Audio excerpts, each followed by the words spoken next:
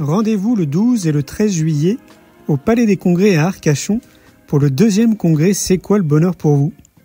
Au programme, 10 conférences passionnantes, 30 stands et 8 ateliers participatifs autour du bonheur, de la gratitude, de la connaissance de soi et de l'amour.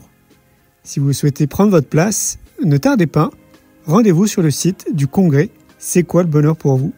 À très vite les amis. Le principal obstacle au bonheur, c'est nos propres pensées. C'est pas quelque chose d'extérieur à soi. Le bonheur pour moi, c'est la liberté. Pour moi, c'est très simple en fait, le bonheur. C'est juste être. Bienvenue sur le podcast C'est quoi le bonheur pour vous ? Je m'appelle Julien Perron, je suis le réalisateur du film C'est quoi le bonheur pour vous ?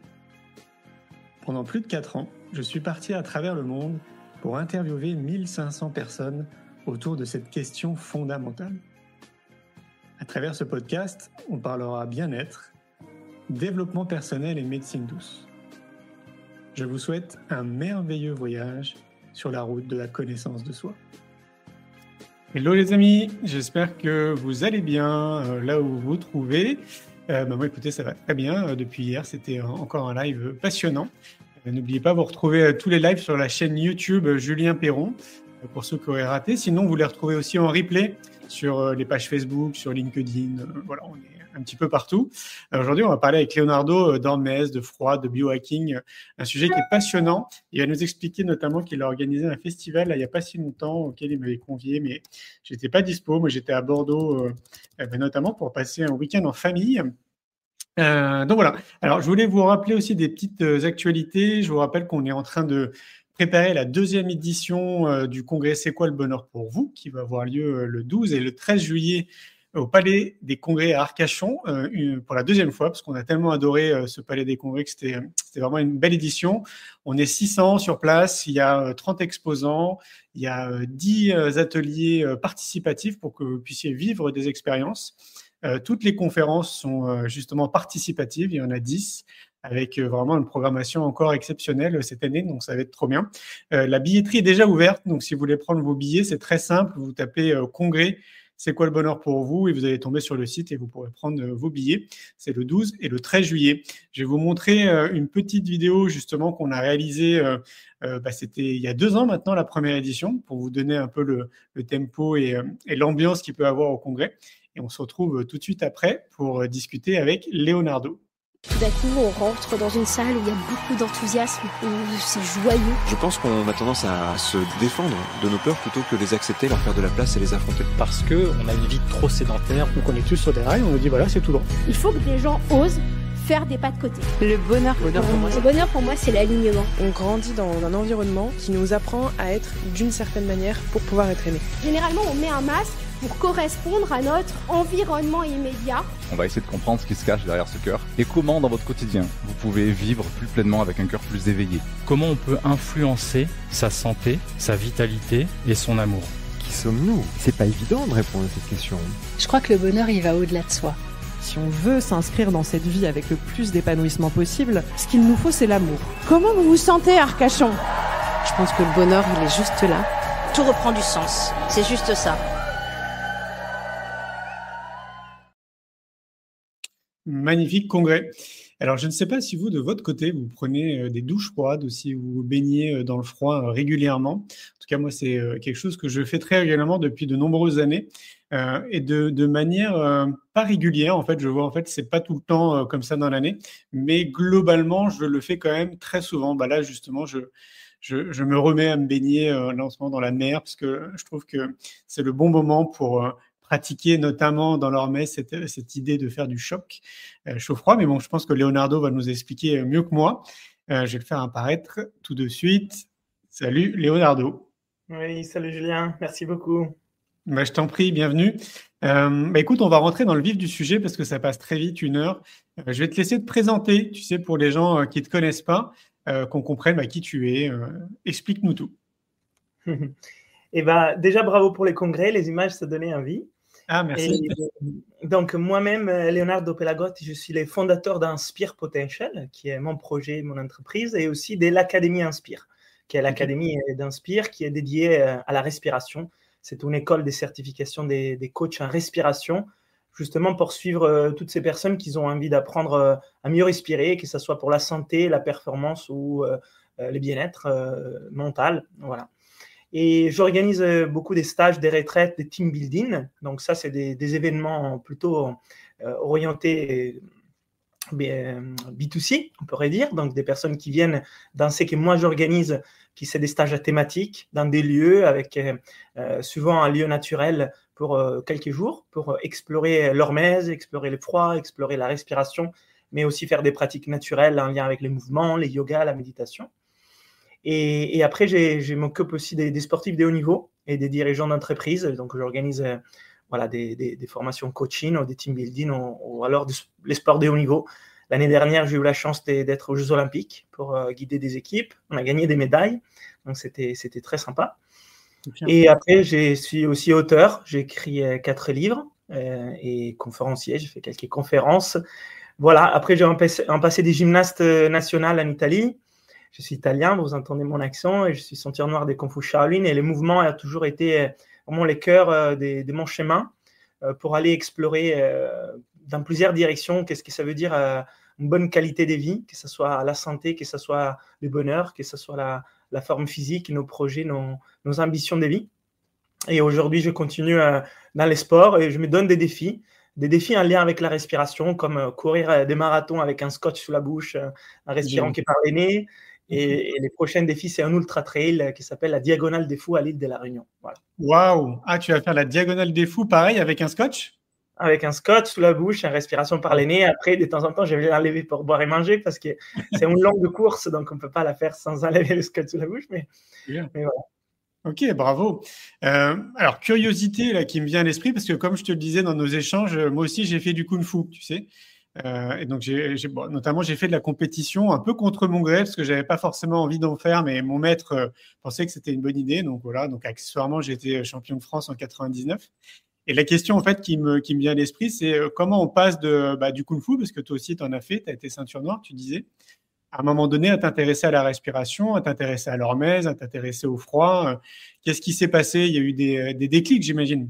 Oui, tout à fait. C'était un parcours personnel qui était dicté par la nécessité personnelle d'aller mieux.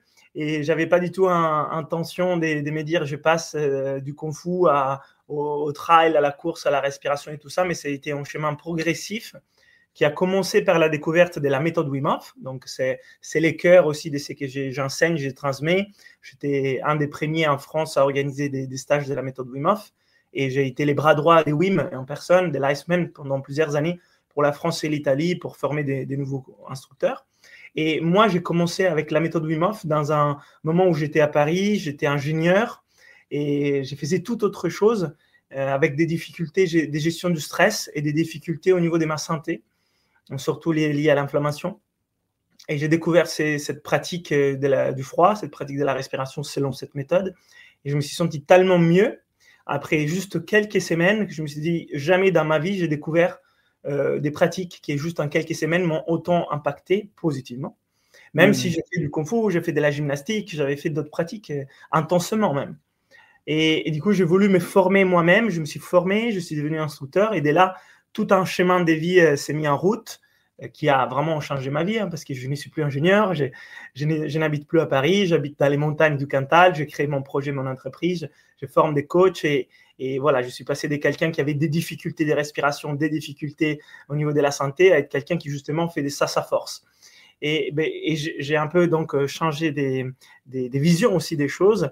Et les Kung Fu Shaolin qui avant étaient vraiment une pratique pour moi physique, pour être en forme, qui me disait qu'il y avait quelque chose qui me passionnait par rapport à l'attitude mentale, à la méditation, au respect d'une discipline et quelque chose qui allait plus loin en fait de juste une pratique physique mais que j'avais pas encore découvert.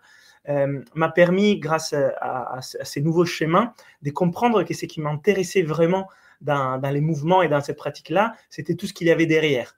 L'accès au potentiel intérieur, l'accès à d'autres états méditatifs et des consciences, la compréhension de ce qui est son potentiel, mais aussi avec les liens avec les souffles élémentaux, qui dans les Kung Fu Shaolin est assez présent, mais quand je l'ai pratiqué moi-même, je n'avais pas capté cette subtilité.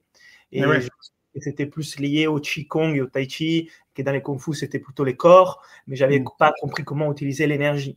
Et dans toutes ces pratiques qui sont liées à l'énergie, comme la respiration, on l'appelle aussi les pranayama dans les pratiques indiennes, mais les Qigong dans les pratiques indiennes au Kung Fu, et ben, je les avais un peu zappés.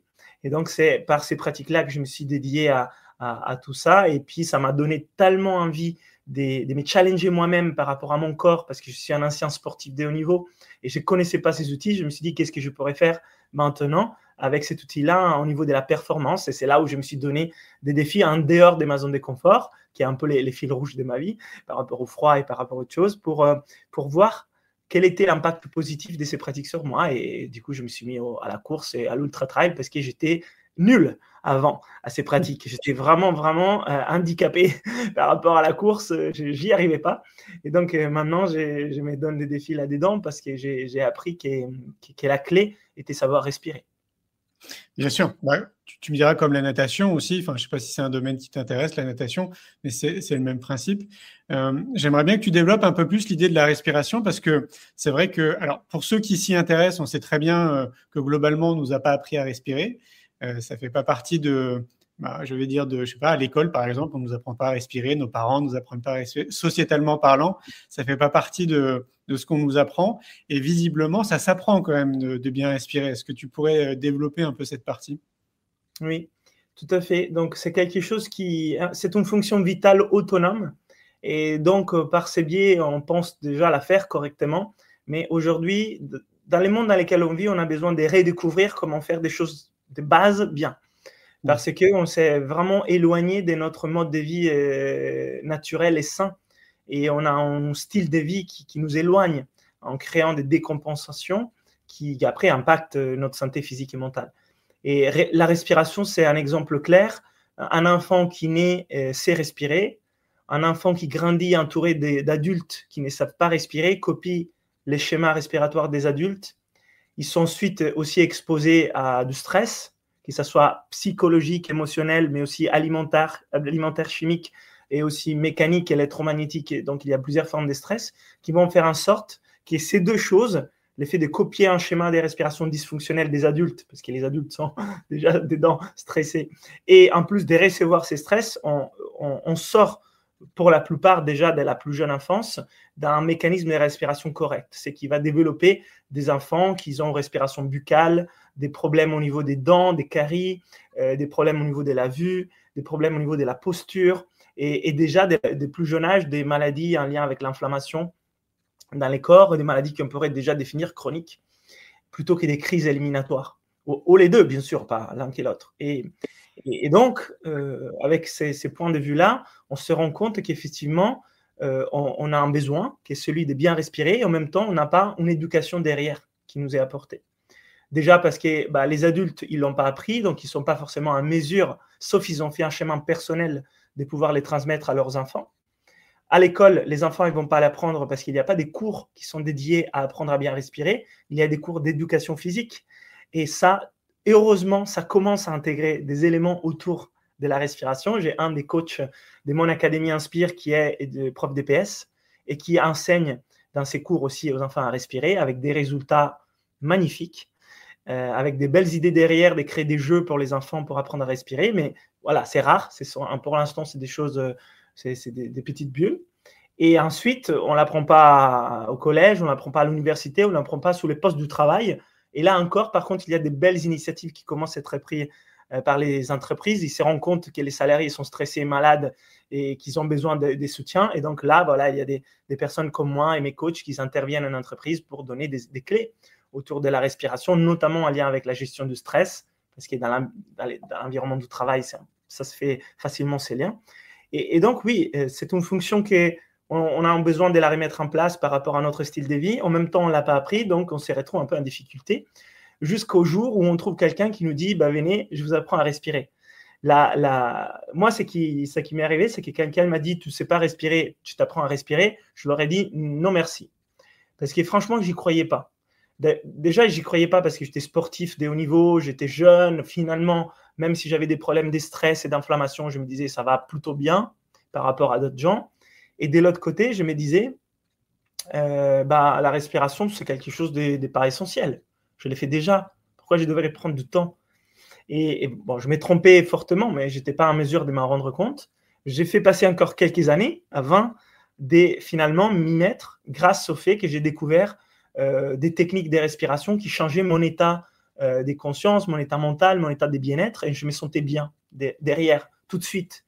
Je faisais 20 minutes de respiration, une technique qui s'appelle la respiration Wim Hof, et en fait, derrière, je me sentais très bien. Je me disais, je veux me sentir comme ça. Donc, pourquoi je me sens si bien? Je viens juste de respirer. J'ai fait rien d'autre. J'étais assis, les yeux fermés, même allongé. J'ai respiré, et là, je me sens bien. Je me sens heureux, je me sens léger, mentalement et physiquement. Je me sens en forme énergétiquement, et derrière, ça dure.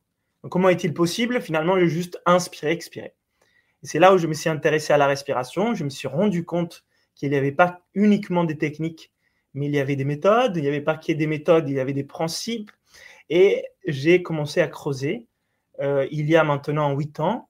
Et j'ai fait des tests pour évaluer ma respiration à moi, comme on pourrait faire chez un pneumologue. Mais moi, je n'étais pas malade, donc je n'étais pas chez un pneumologue, mais j'ai fait des exercices pour voir comment ça allait. Et je me suis rendu compte que j'avais une respiration qu'on appelle dysfonctionnelle. Ça ne fonctionnait pas bien.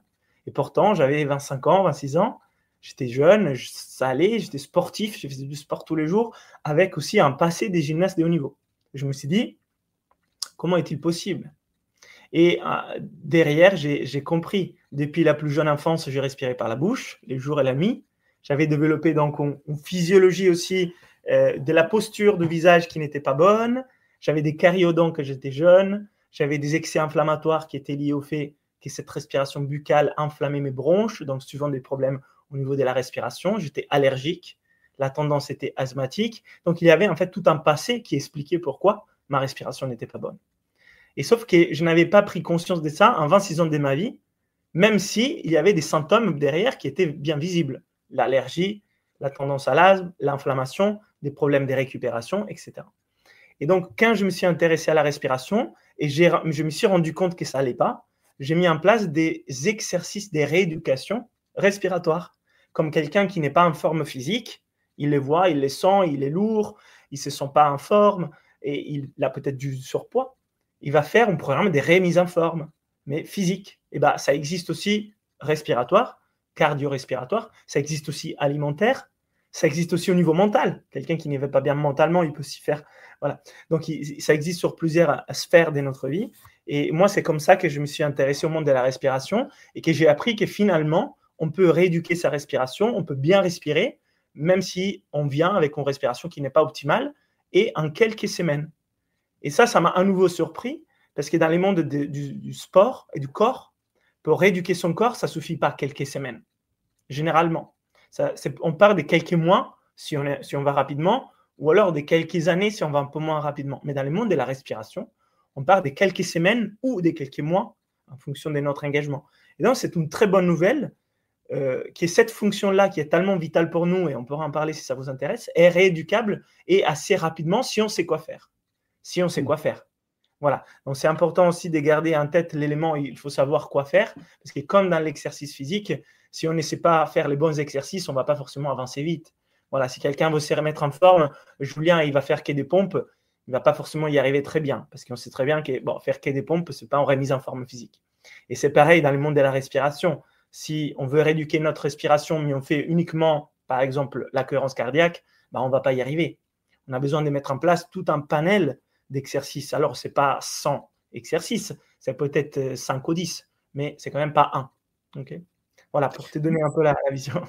Oui, je vois. Est-ce qu'on peut l'englober pour tout le monde? C'est-à-dire, est-ce qu'on peut le généraliser? Est-ce qu'on peut partir du principe que quelqu'un qui commence à s'intéresser à sa respiration, pour, je veux dire peut-être une bêtise, 80% de la population, tu vas ressentir les bienfaits. Un peu ce que tu expliquais, tu sais, quand à l'époque, tu étais en train d'apprendre tout ça, puis que d'un coup, tu te rends compte que juste en respirant, en 10 minutes, un quart d'heure, ça te faisait du bien, tu étais bien dans ta tête, tu avais de l'énergie, etc. Est-ce qu'on peut vraiment le transposer à 80% de la population? Alors, ça, ce que je vous disais par rapport à quelques semaines, quelques mois, c'est justement pour adapter au fait qu'on est tous différents. Une personne qui a un point A de départ et veut aller à un point B qui sont différents, il ne va pas peut-être mettre les mêmes temps pour éduquer sa respiration qu'une autre personne qui a un autre point de départ, un autre point d'arrivée. Mais l'échelle des temps est celle-là, quelques semaines à quelques mois. Et l'effet que ça puisse aider la plupart d'entre nous est généralisable, oui, parce que les études scientifiques sur la physiologie respiratoire et la médecine respiratoire nous ont montré qu'aujourd'hui, 9 personnes sur 10 n'ont pas une respiration qui est correcte. Et donc, pour la plupart d'entre nous, on va investir dans cette fonction respiratoire. C'est un endroit où il y a un intérêt à investir de l'énergie. C'est un peu ce qu'on appelle les low-hanging fruit en anglais, c'est-à-dire on va avoir un résultat tangible positif avec peu d'efforts, parce que c'est vraiment une fonction négligée. C'est un peu la loi des Pareto, 80% des résultats avec 20% d'efforts. Pour la plupart d'entre nous, c'est le cas. Pour quelqu'un qui est déjà dans l'apnée, ou alors pour quelqu'un qui a déjà une conscience de sa façon de respirer et qui éduque sa respiration de façon stratégique et correcte, peut-être non. Ce n'est pas juste quelques semaines, il a besoin de faire un autre travail pour aller plus loin, mais ça va déjà bien. Donc, il y a aussi un autre type de besoins. Mais c'est vraiment rare, parce que même les personnes qui pensent bien respirer, souvent, ce n'est pas le cas. Parce que les sportifs qui se disent « je suis sportif, je cours vite, j'ai une bonne endurance et tout ça », ce n'est pas forcément parce qu'ils respirent bien. Les personnes qui font du yoga, ce n'est pas justement uniquement parce qu'ils font du yoga qu'ils respirent bien. Ça, c'est aussi une des réponses que j'ai souvent. Je leur demande « est-ce que vous respirez ?» Ils me disent « oui, je fais du yoga », mais en fait, faire du yoga, ce n'est pas forcément rééduquer sa respiration, même si vous faites la respiration Ujjayi, vous faites les Kapalabhati de temps en temps. C'est une pratique de la respiration, mais ce n'est pas forcément une rééducation consciente. C'est comme demander à quelqu'un, est-ce que toi, tu fais une remise en forme de ton corps? Oui, de temps en temps, je fais des pompes. Oui, de temps en temps, je marche. C'est bien, parce que c'est du mouvement. Continue à les faire, mais il n'y a pas une stratégie derrière des remises en forme. C'est juste faire des choses de temps en temps. Donc, peut-être que ça va prendre 10 ans, tu fais toujours ça, et ça n'a pas changé. Mais ça t'a permis de ne pas aller plus loin dans la dégénération. Donc, il ne faut pas dire que c'est mauvais, mais ce n'est pas la même chose. Voilà. Et en termes de bienfaits, pour ceux qui auraient du mal à s'en rendre compte, tu l'as un petit peu dit, mais est-ce qu'on peut considérer aussi que les bienfaits sont à peu près les mêmes pour tout le monde? Notamment, on pourrait imaginer c'est une clarté d'esprit, peut-être plus d'intuition, plus de créativité, juste de se sentir mieux dans son corps et dans sa tête. Est-ce que ça, c'est aussi transposable quand même pour une majorité? Est-ce que c'est les bienfaits d'ailleurs qu'on peut ressentir? C'est quoi en fait concrètement les bienfaits? Alors, il y a un panel des bienfaits que je vais vous citer. Et en même temps, par contre, on ne va pas tous retirer les mêmes bienfaits parce qu'il y a encore une fois, en fonction de ce que notre organisme vit, ressent et il a besoin, ce qu'on lui apporte va générer une compensation positive, donc un bienfait, qui n'est pas forcément les mêmes. Donc, une personne qui sera très stressée, en pratiquant la respiration, peut-être va se sentir plus apaisée. Mais une personne qui est déjà calme, mais en fait, il manque d'énergie, va peut-être trouver plus d'énergie. Ou alors, une personne qui a des difficultés à dormir va peut-être réussir à avoir un meilleur sommeil. Et une personne qui, il veut plus des performances physiques, peut-être il arrive à mieux récupérer de son sport et à performer mieux. Donc, vous voyez, c'est quand même des bienfaits qui sont très différents. Et on ne peut pas dire qu'on va tous avoir les mêmes bienfaits, mais il y a un panel des bienfaits qui est possible et donc des schémas un peu préférentiels en fonction aussi de comment on applique les techniques. Parce que chaque technique ne va pas apporter tous les bienfaits ou les mêmes bienfaits. Donc, on va les choisir aussi. Comme un mouvement physique, il ne va pas entraîner les mêmes muscles et il ne va pas donner les mêmes effets sous la posture, etc., ou sous la perte du poids. Donc, les bienfaits principaux de la respiration sont, numéro 1, bien oxygéner ses cellules, ce qui permet le correct fonctionnement de la plupart de nos fonctions et organes. Donc, ça, c'est quand même un bienfait général sur la physiologie qui est quand même assez important. Il y a une action sur les systèmes nerveux autonomes. Souvent, ça permet soit de se calmer et retrouver de la sérénité au niveau du mental, ou alors de gagner en énergie. Voilà, il y a les deux valences. Il y a aussi des effets sur les diaphragmes et la fonction digestive et la posture. Il y a aussi des bienfaits sur la performance physique, comme je vous disais, grâce au fait qu'on arrive à mieux s'oxygéner en bougeant, donc en éliminant l'acidité, en récupérant plus vite et en étant capable de générer plus d'énergie. Et il y a aussi des bienfaits sur la concentration et la clarté d'esprit.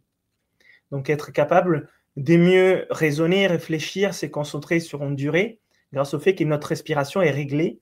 Et là, il y a les liens avec le système nerveux central. Et après, il y a aussi d'autres bienfaits qui ne sont pas négligeables, mais les bienfaits de la détox.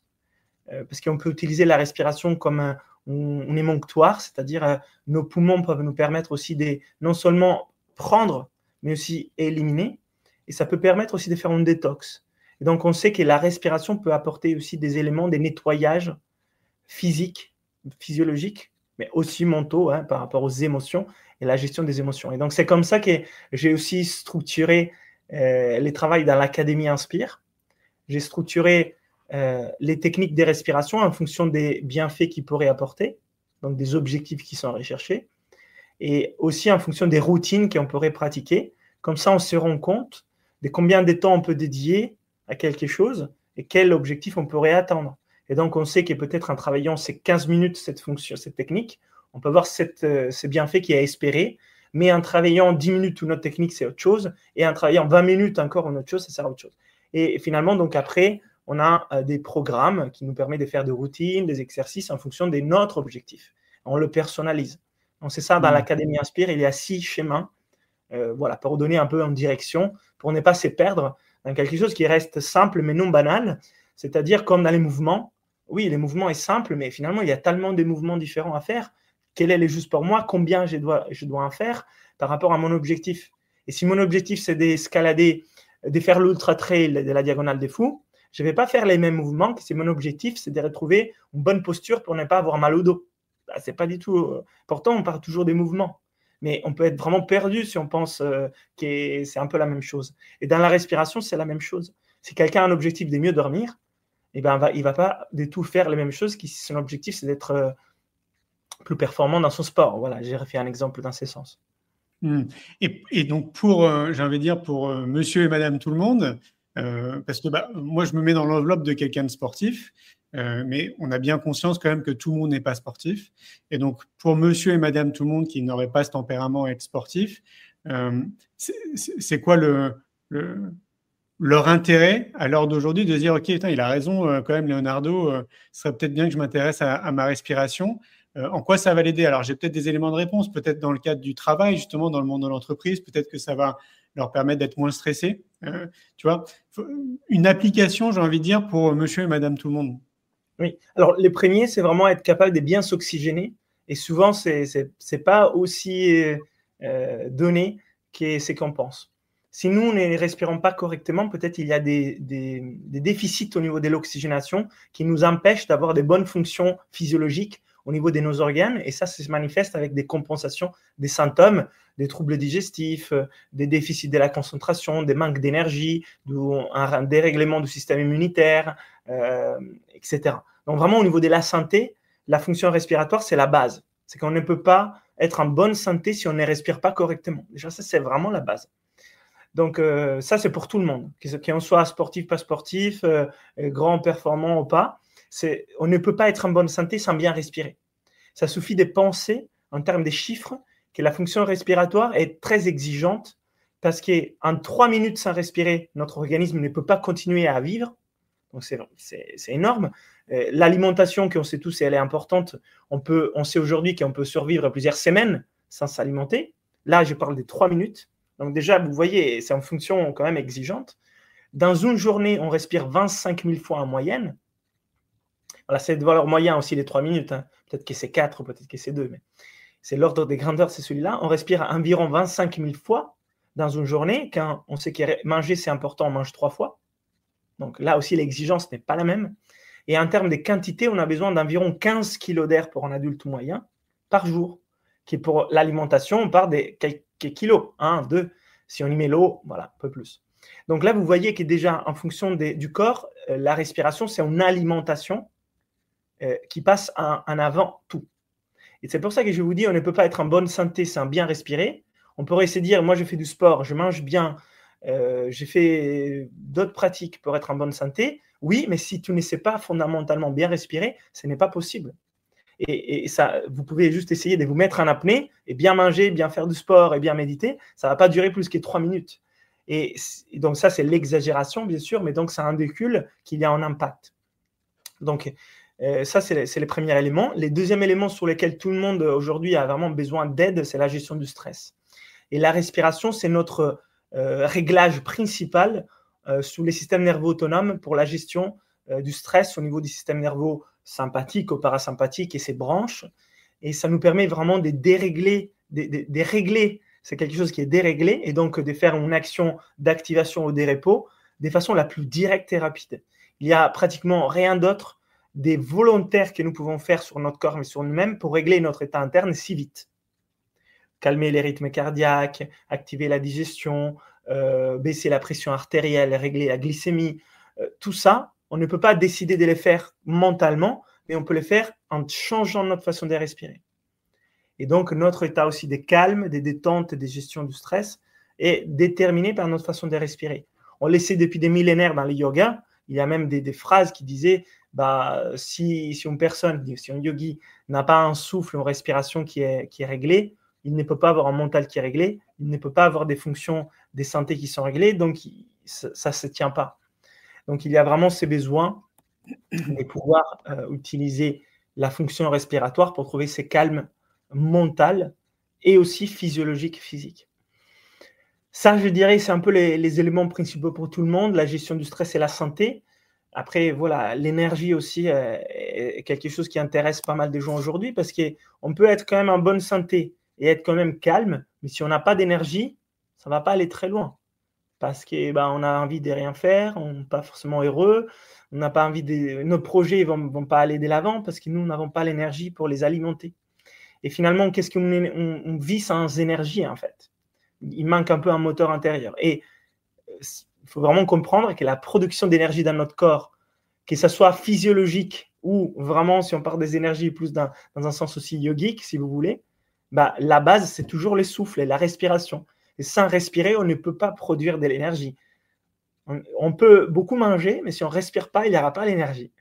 Et en fait, la capacité à avoir une bonne énergie et de distribuer cette énergie dans toute la journée, et pas un pic et puis un crash, un pic et puis un crash, est aussi lié à notre façon de respirer.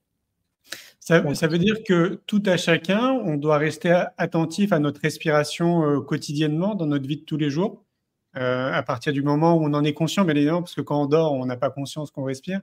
Mais dès qu'on est éveillé, est-ce que à partir du moment où je suis réveillé dès le matin, jusqu'au moment où je vais aller me coucher, peut-être pour faire des exercices de relaxation qui vont m'aider à travers la respiration de mieux m'endormir, est-ce que ça veut dire que dans l'idéal, il faut être concentré sur notre respiration, un minimum? Alors, je ne dirais pas être concentré sur notre respiration toute la journée, mais être conscient de la façon dans laquelle on respire pour éventuellement corriger les erreurs qu'on fait, qui sont peut-être des fois inconscients et qui nous pénalisent pour pouvoir faire mieux. Ça, je le conseille à tout le monde, mais ce n'est pas forcément suffisant. C'est-à-dire que oui, être conscient, c'est très bien, parce qu'à plusieurs moments dans la journée, on pourra être conscient, mais en même temps, on a besoin que quand on n'est pas conscient et on fait autre chose, parce que ça va arriver, ça se passe bien quand même. Oui. Parce qu'on ne peut pas penser que toute la journée, on va être conscient de notre respiration et on va tout le temps la corriger. Ça, Oui. même, voilà, il faudrait être assis toute la journée et juste faire ça. Donc, il y a deux axes, la conscience de la respiration et la respiration consciente. La respiration consciente, c'est mettre en place une bonne respiration par la rééducation respiratoire. Ça nous permet de bien respirer tout le temps, même si on n'y pense pas. Et l'autre, c'est la conscience de la respiration. C'est-à-dire, à plusieurs moments dans notre quotidien, avoir un moment de présence avec son souffle pour voir si ça se passe bien. Parce que des fois, on ne l'a pas vu, mais peut-être on est stressé, on a reçu un mail qui nous a agacé, ou alors, en fait, on ne se rend pas compte, mais notre corps, il est en mode protection.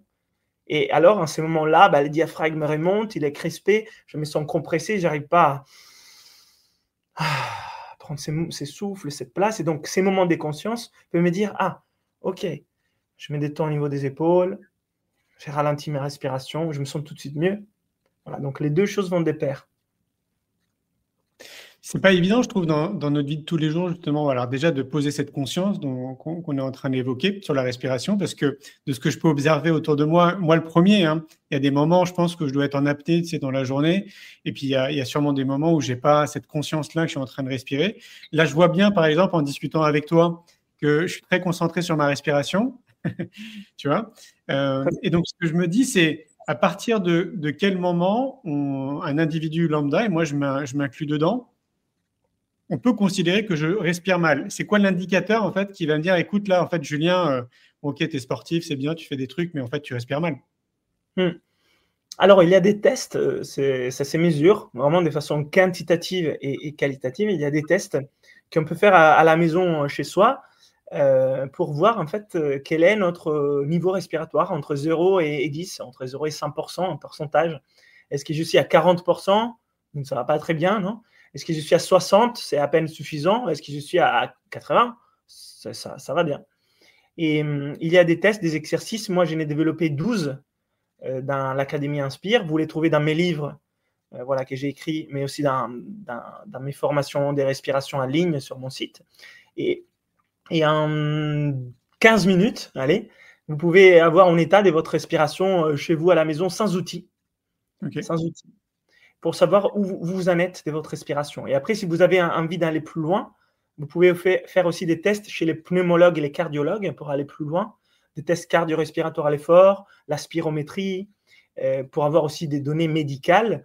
On peut faire aussi après des tests plus complexes aussi à l'hôpital, mais généralement sont réservés aux personnes soit qui ont besoin d'un indice de performance, donc des grands sportifs, ou des personnes qui sont en mauvaise santé respiratoire. On va à l'hôpital pour faire ces tests. Sinon, ça suffit largement pour une personne lambda. Donc toi, Julien, par exemple, de les faire à la maison. Tu fais ton test et à la fin, tu calcules ton résultat et tu sais où tu es né, entre 0 et 100%. Et je vous assure que la plupart d'entre nous qui n'a pas fait ces tests de respiration au départ, et qui n'a pas fait ces exercices au départ, il va être surpris sous le fait que sa respiration n'est pas si bonne. On va plutôt être dans les rouges, en général. C'est l'expression qu'on retrouve. Et moi-même, quand j'ai commencé, j'étais dans les rouges. Et moi, je n'étais pas dans les verts. J'étais comme vous, j'étais dans les rouges, même si j'étais jeune, sportif. Et par contre, avec un travail, je vous disais, de quelques semaines ou quelques mois, en sachant quoi faire, on va dans les verts. On ne va pas dans les verts pour être les meilleurs du monde, mais on va dans les verts pour être OK. Et ça, c'est déjà le premier objectif pour tout le monde. Ça va, en fait, je respire bien. Et ça a comme résultat derrière, ce qui nous intéresse vraiment, une meilleure santé, une meilleure gestion du stress, une meilleure concentration, un meilleur sommeil. Donc, c'est tout ce que je vous ai expliqué derrière. L'objectif en soi, ce n'est pas bien respirer. L'objectif derrière, c'est ce qui apporte bien respirer. Bien sûr, oui. Et après, limite, j'ai envie de dire, c'est un peu comme une hygiène de vie. C'est un peu comme tu manges bien, tu fais du sport. Une fois que tu as capté comment bien respirer, ça rentre dans cette enveloppe qu'on appelle une hygiène de vie. Oui, et c'est un cercle vertueux. Donc, ça s'entretient aussi. Tout seul, une fois qu'on a mis en place des bonnes choses, ça s'entretient. Et donc, on a aussi besoin de moins d'efforts. Mais au départ, au démarrage, comme l'avion qui doit décoller, c'est là où il consomme le plus de carburant. Nous aussi, c'est là au démarrage, on doit mettre plus d'énergie et plus de temps pour pouvoir faire ces premiers pas. Mais une fois que ça va plutôt bien, ça s'entretient. Parce qu'une fois que vous avez acquis les bons gestes, vous savez corriger vos erreurs, vous avez une respiration qui, dans la plupart de votre journée et la nuit, fonctionne correctement, ça va vous permettre de mieux faire du sport, de mieux manger, d'avoir des meilleures pensées, des meilleurs choix de vie. Et c'est vraiment un cercle vertueux. Mais il y a aussi les cercles vicieux. Le plus on est stressé, le plus on est malade, le plus on fait des mauvais choix, le moins bien on respire, le plus le stress augmente, le plus l'énergie descend. Et donc, tout là, l'intérêt, à mon sens, de démarrer un cercle vertueux. Et mon conseil vraiment de cœur, pour avoir essayé plusieurs façons de rentrer là-dedans, c'est que la meilleure façon pour moi pour démarrer un cercle vertueux, c'est apprendre à respirer. Je ne commencerai pas, même si moi j'ai un passé des gymnastes et ça a été toujours les mouvements, je ne commencerai pas par du mouvement et la remise en forme physique. Je commencerai par apprendre à respirer. Je ne commencerai pas non plus par les changements de l'alimentation, même si c'est hyper important. Et c'est toutes des choses que j'ai fait, bien sûr, dans les temps, parce que ça s'entretient. Il y a des liens et on a envie d'aller bien sur plusieurs aspects, non? Mais s'il y avait vraiment l'axe, là où je commencerais, ça serait la respiration. C'est là où on va tout de suite mettre en place les plus des bienfaits avec les moins d'efforts. Oui, je vois. Mais du coup, c'est peut-être un peu simple comme question, mais est-ce que ton regard, il n'est pas biaisé parce que justement, tu es ultra convaincu? Tu vois ce que je veux dire? Tu as découvert ça t'a aidé, toi, notamment à travers les mots que tu pouvais avoir quand tu étais plus jeune, comme tu disais. Donc, du coup, tu as ressenti les bienfaits, tu es ultra convaincu. Maintenant, tu le transmets aux autres, bien évidemment. Moi, je suis convaincu aussi de ce que tu dis. Mais je me demande si tu as le recul aussi, tu sais, pour te rendre compte que, est-ce que parce que ça t'a aidé, du coup, en fait, tu te dis qu'effectivement, c'est peut-être par là qu'il faut commencer et pas par autre chose. Tu vois? Oui, alors, bien sûr que moi, je me rends compte que ça pourrait sembler parce que En fait, moi, j'ai fait beaucoup de choses. Je n'ai fait pas que la respiration. Et mon chemin a été de rentrer sur plusieurs clés des mieux-être qui n'ont pas commencé par la respiration. J'ai essayé par les mouvements, j'ai essayé par l'alimentation et les jeûnes, j'ai essayé par la respiration, j'ai essayé par les yoga et la méditation. Et ça a été mes formes des choix. Et par ce que j'ai vu sur moi-même, c'était la respiration le plus important. Et pour ce que j'ai vu sur la plupart des personnes que j'ai accompagnées, je n'ai accompagné plus que 10 000, ça reste la respiration. Et pour ce qui dit la science et la physiologie du corps humain, ça reste la respiration. Après, je ne veux pas dire que c'est le seul et que si vous faites déjà plein de choses bien, il faut arrêter de les faire. Absolument pas. Et je vous dis, c'est hyper important aussi l'alimentation, les mouvements, la gestion du stress et des émotions, bien sûr. C'est capital et hyper important. Et à un certain moment, ça va manquer. On ne veut pas qu'il y ait bien respirer et manger mal et ne pas bouger et avoir des mauvaises émotions. Ça aussi, ça ne peut pas fonctionner. Je vous dis juste que par rapport à mon expérience que j'ai vue, c'est que moi j'ai expérimenté, c'est que j'ai vu sur mes élèves et c'est qui dit la science, c'est les meilleurs axes, la meilleure porte d'entrée. Mais après, on peut avoir d'autres portes d'entrée, d'autres chemins, mais c'est aussi à chacun de suivre sa route. Mais peut-être ça va prendre plus de temps, ou peut-être pas tout de suite vous permettre d'être dans les meilleures conditions. Que si la respiration rentrait dans l'équation de ce que vous faites tout de suite, vous aurez plus des progrès en fait. Oui, ça m'étonne pas. Les restes, voilà, vraiment, ce n'est pas une logique d'exclusion, c'est une logique d'intégrer la respiration. Oui, puis alors, ce qui est très logique dans ce que tu dis aussi, et ce qui est, je trouve, très appréciable, c'est que pour le coup, ça me semble vraiment accessible pour beaucoup de personnes. Tu vois, on pourrait dire que le mouvement, il y a quand même une partie de la population pour laquelle ça va être compliqué. D'avoir une bonne alimentation, en tout cas de trouver l'alimentation qui te convient, c'est tout un processus que tu dois connaître aussi, qui met quand même beaucoup de temps et beaucoup d'années. Autant la respiration, ça me semble être justement beaucoup plus accessible. Et donc, tu peux faire ça tranquillement, tu vois, chez toi, pour ceux qui n'aimeraient pas aller faire du sport ou mettre du mouvement dans leur vie. Donc, ouais, je te rejoins là-dessus. J'ai envie de faire du sport, en fait. Moi, j'ai beaucoup de personnes qui me disent franchement, je suis en surpoids, je n'ai pas d'énergie, je suis stressé. Les seuls trucs que j'ai envie, c'est de me faire un bon repas parce que ça me donne une compensation émotionnelle à envie qui ne va pas. Ils commencent à respirer. Derrière, ils perdent du poids, ils ont envie de faire du sport, ils commencent à mieux manger, mais vraiment, il y a une dynamique positive qui s'enclenche. L'élément le plus difficile, c'est de commencer, parce que ça a l'air d'être... la respiration, c'est vraiment si important. On respire déjà. Ça, c'est le plus difficile, c'est de dépasser cette croyance limitante-là. Mais une fois qu'on commence, en fait, par le simple fait qu'on va mieux, on a envie de continuer. Eh oui, ça ne m'étonne pas. Est-ce qu'il y a un point de corrélation entre je respire bien et le côté cardiaque? Tu vois, je prends l'exemple notamment des sportifs. Moi, je considère que j'ai un très bon cœur, en fait. Tu vois, je le sens, je récupère très rapidement et tout, etc. Je pense que c'est lié aussi, bien évidemment, à la respiration.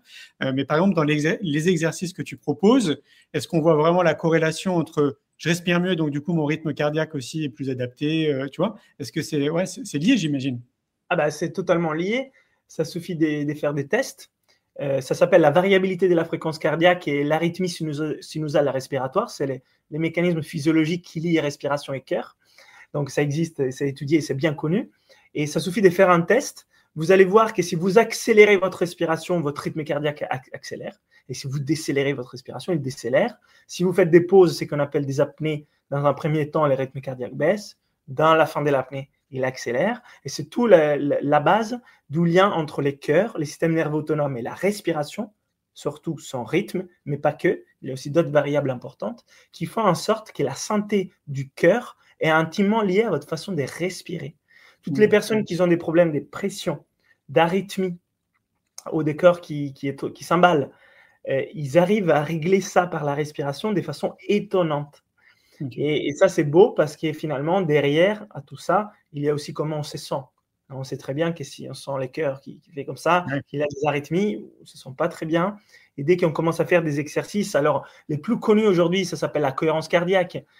Et c'est en lien avec tout ça, bien sûr. Mais il n'y a pas que ça.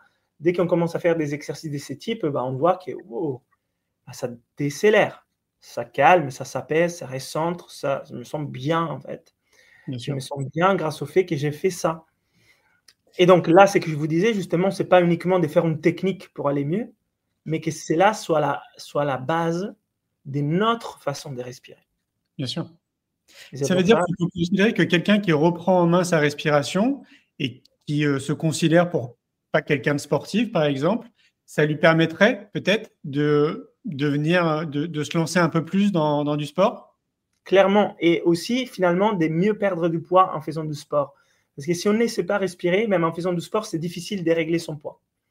Donc, les personnes qui ont envie de se remettre en forme, je répète, ne devraient pas commencer à faire du sport, ils devraient commencer à faire des exercices respiratoires et en même temps commencer peut-être juste à marcher, peut-être s'étirer. C'est sûr. Quelque chose qui est accessible à tout le monde. Donc finalement, mais vraiment pour la plupart des gens, c'est accessible en faisant une voie correcte. Mais si on dit oui, pour te remettre en forme, tu dois aller courir, c'est non accessible pour beaucoup de gens. Oui, parce qu'ils sont blessés, ils sont en surpoids, les rotules ne vont pas tenir, les chevilles ne vont pas tenir. Donc finalement, ils vont être dégoûtés parce qu'ils sont essoufflés, ça leur fait mal à la poitrine. C'est horrible en fait. Donc par contre, si on sait respirer, on peut même trouver que ces pratiques deviennent régénérantes. On peut apprendre à faire ça et se sentir mieux après les avoir fait. Et ça, c'est incroyable. Moi, quand je faisais de la course à pied, quand j'étais gymnaste et je ne savais pas respirer, j'aurais jamais cru qu'aller courir, ça aurait pu me faire du bien. Je le trouvais horrible. Ça me faisait du mal. Ça me brûlait les poumons. Derrière, j'étais fatigué pendant 2 jours. Et en fait, j'ai détesté cette activité. Et aujourd'hui, je sais que je peux aller courir et me sentir mieux après. Mais parce que je sais comment respirer. Sinon, c'est impossible. Ce qui est dingue, je trouve, c'est que, comme on le disait au tout début, on ne nous l'a pas appris. Et, à t'écouter, donc, tu prêches un convaincu, c'est, on va dire, l'outil. On va mettre ça dans une boîte à outils. C'est l'outil par excellence. Et donc, je pense aux gens, tu sais, qui nous écoutent aux 4 coins de la France. Il y a des personnes qui vont nous écouter aussi dans d'autres pays. Bon, on a compris qu'on peut aller sur ton site. Donc là, on tape Leonardo Pelagotti. Je pense qu'on tombera assez facilement sur ton site. Mais imaginons des personnes, je sais pas, ont envie de rencontrer des experts en fait là-dedans. Est-ce qu'on trouve facilement d'autres experts que toi, tu sais, quand tu habites, je sais pas, au fin fond de la France, par exemple, et que tu n'es pas à l'aise avec Internet et que tu as envie de rencontrer quelqu'un en physique, est-ce qu'on trouve facilement des professionnels qui peuvent nous aider? Alors, facilement, pas encore, mais c'est justement l'objectif de l'Académie Inspire. L'Académie Inspire, je l'ai créée pour créer une nouvelle figure professionnelle, experte dans la respiration parce que ça n'existe pas. Alors, bien sûr, il y a les pneumologues. Eux, c'est des experts des poumons, mais c'est surtout lié à des maladies souvent. Ce n'est pas en prévention ou en mise en place d'une bonne respiration à la base. Même si ça commence, et certains de mes élèves, c'est des pneumologues. Et ça, je trouve magnifique, que ça puisse être intégré au monde médical. Aujourd'hui, ce n'est pas facile, mais ça commence. Moi, j'ai formé une vingtaine de coachs en respiration qui sont un peu partout en France, en Suisse. Je vais en former qui sont aussi en Belgique bientôt, en juin 2025, qui sont bien sûr en France, en Italie. Et donc, ils sont aussi certains en Dom-Tom, voilà, en Guadeloupe, à l'île de la Réunion. Donc, ça commence à faire un réseau pour permettre d'avoir des personnes qui puissent nous aider plus proches de chez nous. En même temps, moi, j'ai mis en place des choses qui sont en ligne et qui, pour la plupart des personnes aujourd'hui, sont quand même accessibles parce que l'élément Internet est quand même maîtrisé par la plupart d'entre nous, ou alors les livres. Mais c'est sûr que si on veut une personne avec nous, soit on fait dans l'Académie Inspire, il y a un parcours en live, comme on est nous aujourd'hui, en visio. C'est-à-dire que les personnes chez eux, ils sont quand même avec quelqu'un en live tous les 2 semaines. Et en étant partie de l'Académie Inspire, ou alors effectivement, j'ai une liste des coachs que j'ai formés sur mon site qu'on peut contacter. Okay. Peut-être ils sont proches de vous. Et donc cette année, je vais en former encore une vingtaine.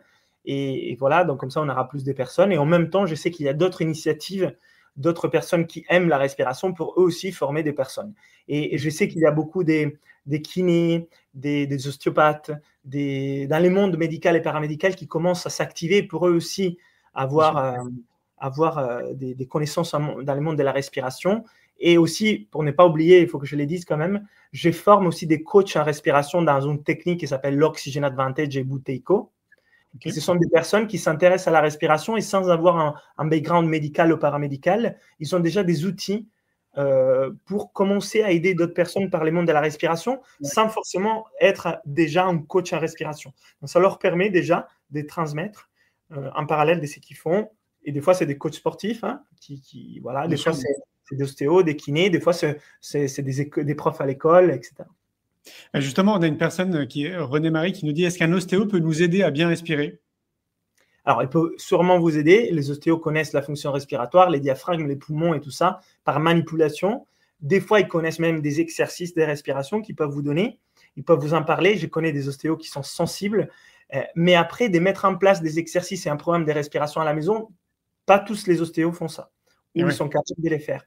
Ils ont besoin eux-mêmes d'avoir suivi une formation et pas tout le monde l'a fait. Mais certains peuvent le faire, ils savent le faire. D'accord.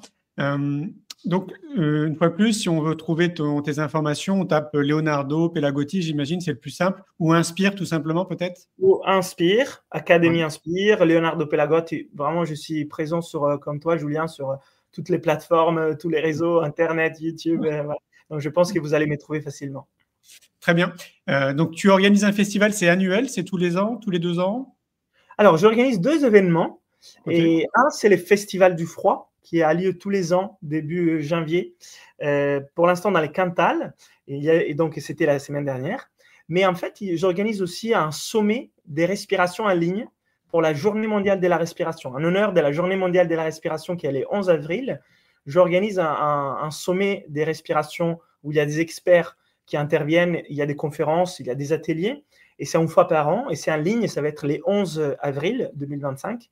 C'est tout voilà. Donc là, par rapport à ce qu'on vient d'échanger, par rapport à la respiration, ça peut vous intéresser de vous inscrire. Voilà, oui. Donc on a mis des informations sur mon site internet par rapport à l'année dernière, et bientôt, on va aussi ouvrir les inscriptions pour la prochaine édition. Et entre-temps, vous pouvez aussi rester informé sur la newsletter, sur mon site, parce qu'on va sûrement envoyer l'information de comment y participer. Donc, bien sûr. Ça s'appelle comment? C'est la Journée mondiale de la respiration. Le sommet s'appelle la Journée mondiale de la respiration? Voilà, exactement. Et fait par Inspire, parce qu'il y a aussi d'autres organismes dans le monde qui organisent des événements en fonction de la Journée mondiale de la respiration. Des fois, c'est en anglais, des fois, c'est dans d'autres langues. Donc, moi, je l'ai fait en français. D'accord. On n'a pas eu le temps de parler de Wim Hof et du froid qui est un peu à la mode, je trouve, quand même, ces dernières années. Et tant mieux, en tout cas, on en entend beaucoup plus parler qu'il y a, je sais pas, 5-6 ans en arrière. Est-ce que tu peux en parler rapidement pour que les gens comprennent? Parce que tu sais, quand je leur dis, moi, autour de moi, que je prends des douches froides, que je vais me baigner dans la mer, etc., ils me disent « Ah, mais t'es fou, Julien !» Et je leur dis « Mais non, mais tu passes à côté de quelque chose. » Est-ce que tu peux expliquer hein? C'est pour ça que tu as la forme. Bah, bien sûr, entre autres. Oui, alors la méthode Wim Hof, c'est une méthode où il y a 3 piliers. Et un, c'est l'exposition au froid. Et on sait aujourd'hui aussi, et je viens d'écrire un livre par rapport à la thérapie par les froids qui a été publié il y a 10 jours par les courriers du livre, sur les bienfaits de l'exposition au froid. Qu'est-ce que ça peut nous apporter? Parce que c'est un élément encore, je ne sais pas si je dirais controversé, mais sûrement pas très connu non plus. Ben oui. Et étonnant, parce qu'on a entendu parler que les froids nous rendent malades. Maintenant, on entend parler que les froids nous rendent en plan santé. On est plus sûr. Et il y a du vrai dans les deux. Comme tout outil qui est puissant, ça peut nous faire du bien ou du mal en fonction de comment on l'utilise. Que ce soit l'alimentation, que ce soit les sports, que ce soit les froids, que ce soit la respiration, bien sûr. C'est pour ça qu'il faut savoir quoi faire dans tout. C'est pour ça qu'on a des maîtres qui nous enseignent le kung fu. C'est comme ça qu'on a des personnes qui nous enseignent à l'école. C'est pour ça qu'on apprend à respirer avec quelqu'un qui connaît, le froid avec quelqu'un qui connaît, etc.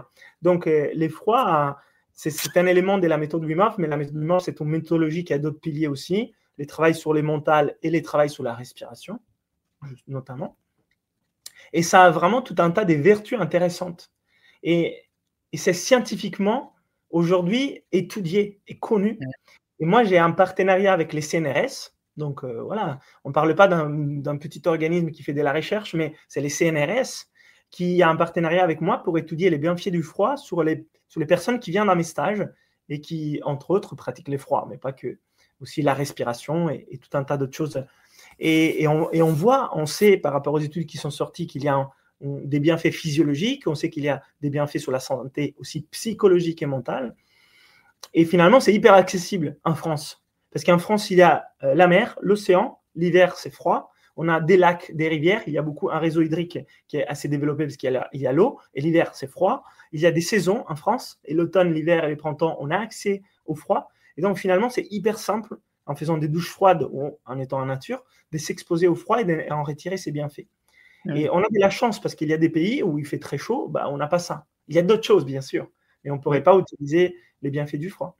Et il y a des pays où il n'y a pas l'eau, c'est désertique. Pareil, c'est difficile d'avoir accès à de l'eau froide et donc d'utiliser la thérapie par les froids de façon hydrique. Mais nous, on a vraiment la chance et on peut le faire en faisant des douches froides, en se baignant dans la mer, à l'océan, ou en allant dans un lac, dans une rivière, dans un torrent. Et c'est vraiment juste quelques minutes, hein. C'est pas une question de longtemps. Hein. C'est 30 secondes, 2 minutes, des petits temps. Et c'est une pratique qui nous met en joie, n'est-ce pas? On sort de là. On se sent bien, en fait, physiquement, mais surtout mentalement, de façon émotionnelle, on se sent bien.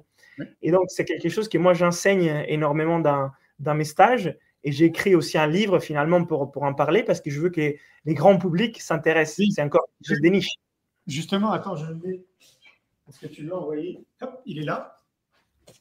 Alors, ça c'est encore un autre livre que j'ai écrit. Ah, c'est encore un autre bouquin, ok. J'en ai publié 2 en un mois. Ça, c'est un record. J'ai fait un record. J'ai publié 2 livres en un mois. Parce que c'était des projets qui étaient… Ça, c'est jeûne et respiration. Là, je parle de la respiration en lien avec la pratique du jeûne. Ah oui, pardon. J'ai écrit avec Fabien Moine. Fabien Moine, que peut-être tu connais, travaille sur le jeûne notamment. Mais là, je viens de publier vraiment juste un livre sur le froid et les bienfaits du froid. Ça s'appelle La thérapie par le froid. Et c'est aux éditions Les Courriers du Livre. C'est un grand maison d'édition plutôt connue. Et donc, je suis content parce que l'objectif, c'était de comment on arrive à faire passer un nouveau message, que le froid n'est pas méchant, n'est pas un ennemi, il ne faut pas se cacher, se protéger ou fuir, mais au contraire, il y a là-dedans quelque chose de bénéfique pour nous. Oui. Et c'est vrai que pour la plupart, j'imagine que toi, tu le vis dans ton quotidien, mais pour la plupart des gens… imaginez moi je le vois quand je vais me baigner par exemple à la mer, je suis tout seul quoi. et les gens me regardent un peu comme un ovni, tu sais. Oui. On sent, ils sont tous habillés avec des bonnets et tout, etc. Enfin, c'est rigolo. Ouais. Alors la clé pour avoir moins froid, c'est de s'exposer au froid régulièrement un petit peu. Bien sûr. C'est vraiment la clé pour être moins frileux, justement mieux vivre aussi les saisons et l'hiver. Donc ça peut sembler un peu étrange pour ces personnes qui sont effectivement qu'ils ont froid, que toi, tu t'aimais dans les froids, mais c'est parce que tu t'aimais dans les froids un petit peu que tu auras moins froid par la suite.